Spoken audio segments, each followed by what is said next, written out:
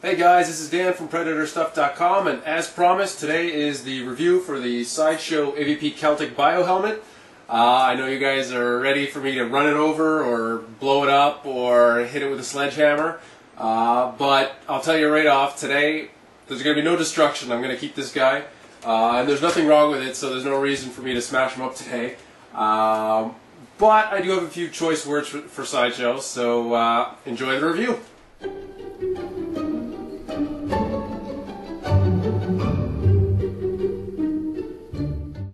Okay, before we continue, I have something I want to say to Sideshow, and I apologize if I speak really quickly. It's just I'm having trouble making this video in under 10 minutes, which is the limitation for YouTube. So bear with me while I try and get this out as quickly as possible. Sideshow, you need to get your production team together, and you need to get your product development team together, because you guys are like seriously screwing up. Everything that's coming out of your factory lately, out of China, is just really sucking. The finishing on your products, your product development is fantastic.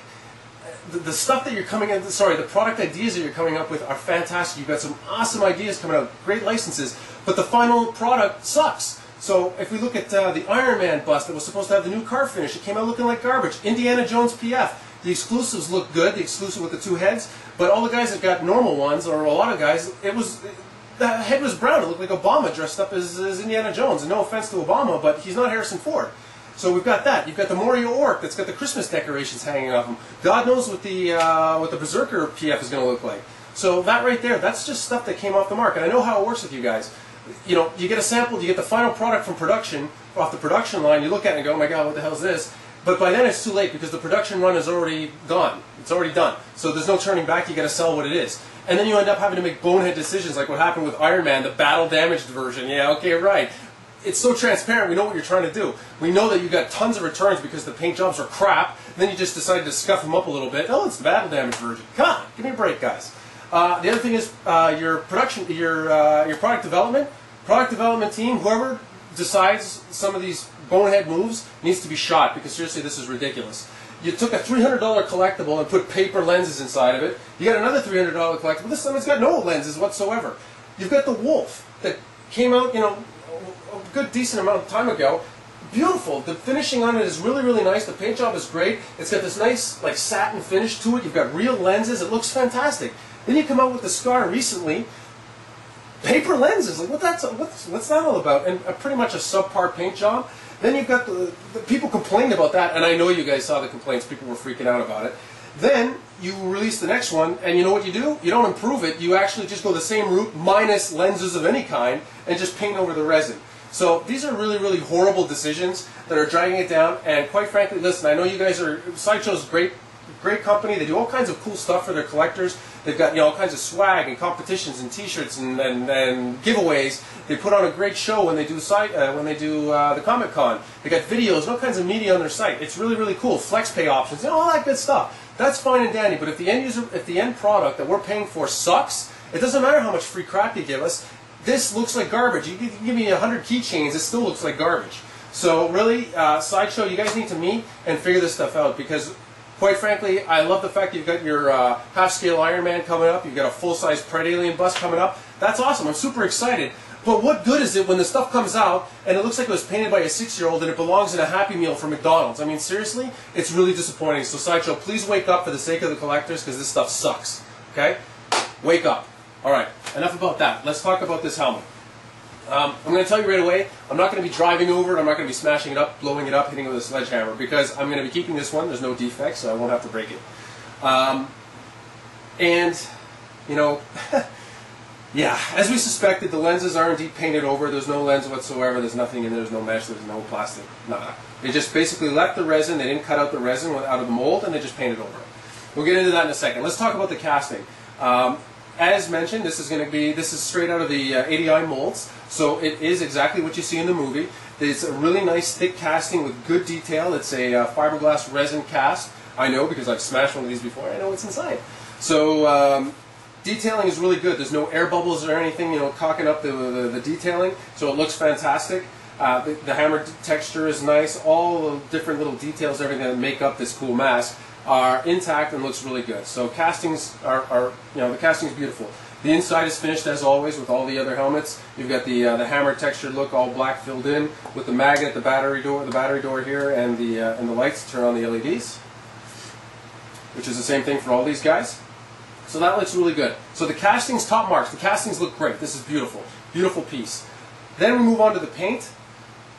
The paint is pretty much the same thing as the Scar. In fact, it's actually a little bit better. What they did is they painted the whole thing silver, and once they had the silver in, they went ahead and did a black wash to get the hammer texture to pop out. So you can see that there's a black wash everywhere except on the lens parts here.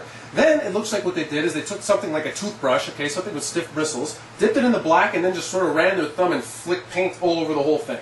So you can see, if you look at it, there's little tiny little speckles everywhere, and you can really see it on the eye lenses, which is exactly what they did. It's silver with black speckles. Yeah, that's exactly how it looks in the movie. Not.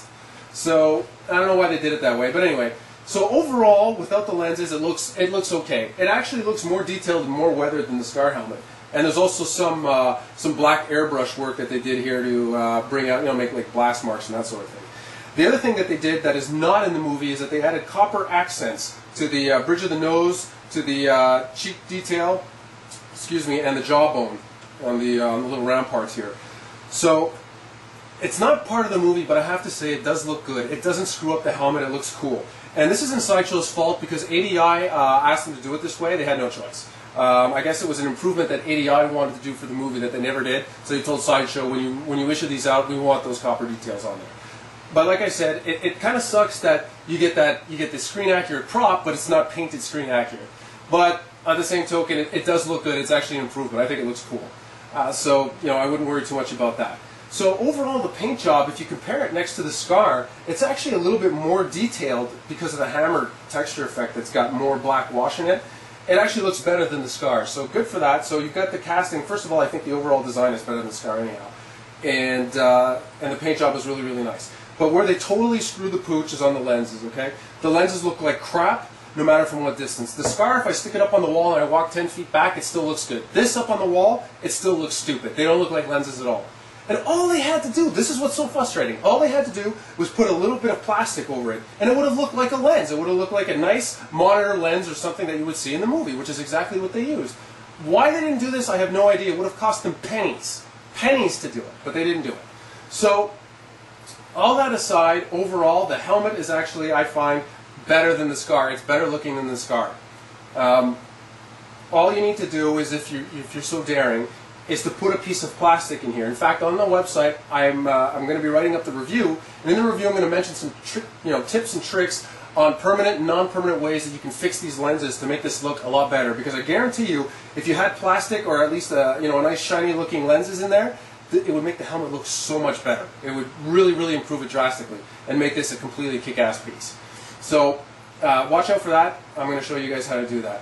I think it's a great value. You get the prop. You get the screen accurate prop right out of the molds. You get the LEDs, a beautiful, nice heavy casting, the base and everything. Fantastic price. So I'm actually pretty happy with this, and luckily I was already psychologically prepared for the fact that these lenses were going to blow. So it sucks that I got to mess with it, but I'm telling you, once you fix these lenses, it's going to look fantastic. And I'm going to show you guys how I'm going to do it. I'll do a video and everything, okay? So that's it. That is the Sideshow AvP Celtic helmet.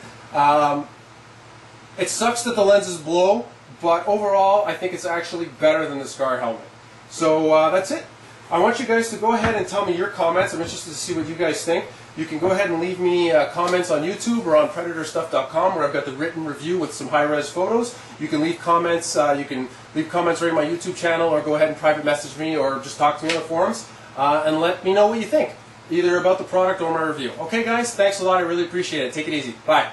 Somebody once told me the world is gonna roll me. I ain't the sharpest tool in the shed. She was looking kind of dumb with her finger and her thumb in the shape of... Where the hell are your lenses? Are you too f***ing good for lenses? Answer me! Hey now, you're an all-star. Get your game on, go play. Hey now, you're a rock star. Get the show on, get...